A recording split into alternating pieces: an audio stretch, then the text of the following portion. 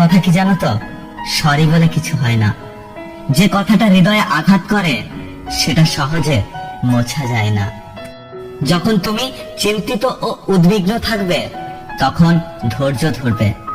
ধৈর্যের চাবি সুখের দরজা খুলে দেয়।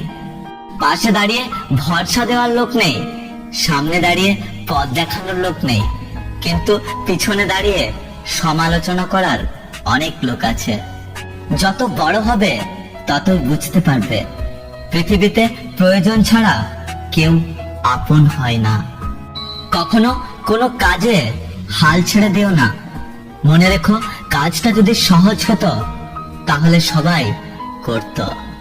জ্ঞানীরা আগে চিন্তা করে তারপর কথা বলে, আর নির্বোধরা আগে কথা বলে তারপর চিন্তা করে। তর্কের চেয়ে নীরবতা ভালো।